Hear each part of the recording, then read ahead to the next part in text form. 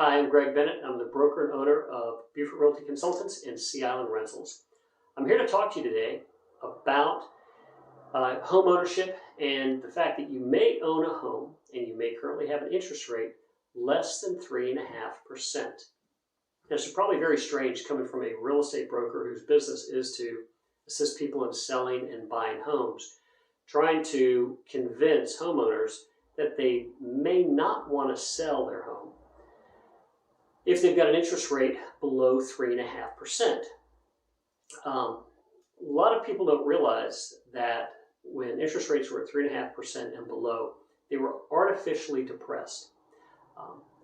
You and I and probably our grandchildren will never see 3.5% or below in mortgage interest rates in our lifetimes. The average for mortgage interest rates in the United States over the last 50 years hovers right around 7.5% to 8% interest. And there's nothing in the foreseeable future that would cause the Federal Reserve to push interest rates back down. I'm not saying it won't happen, I just don't believe that it will ever happen anytime in the next 20 or 30 years. So, that being said, a lot of homeowners that are in a position that they have to move out of the area, they've bought a lovely home 3 or 4 years ago, they've got a tremendous interest rate, their monthly payments are very low, may not need to sell that home to move on to their next location and purchase the next house. And the question that comes back to me frequently from homeowners when I discuss this is, Greg, how can we make that happen? Don't we need the equity in our existing home to be able to purchase the next home? In some cases, you don't. And the reason for that is the existing house that you have right now with the low interest rate that you have and the current market demand for rental properties and the rental rates that are currently being collected today are the highest I have seen in 25 years in real estate in Beaufort, South Carolina. So what we see is a homeowner who's got a low mortgage payment.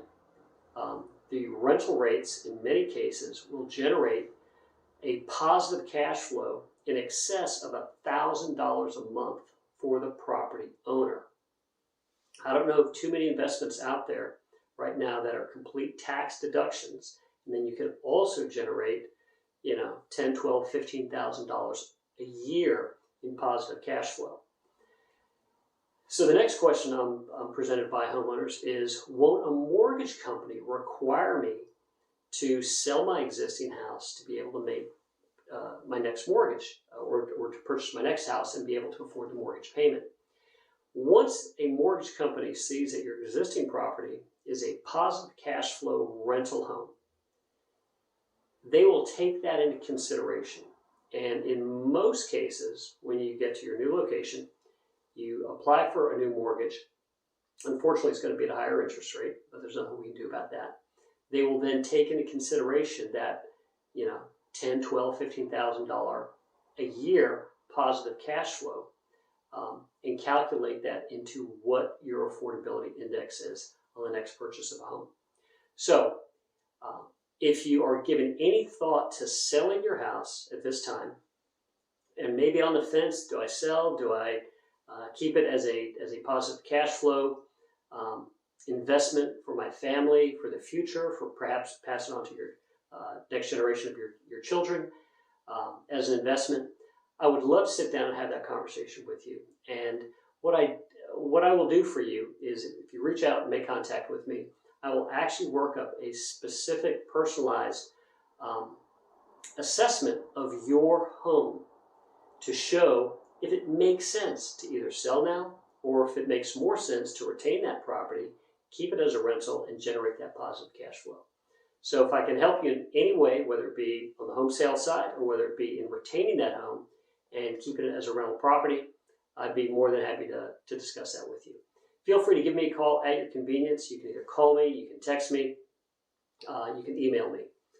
And thank you for taking the time to watch this video. I greatly appreciate it. Have a great day.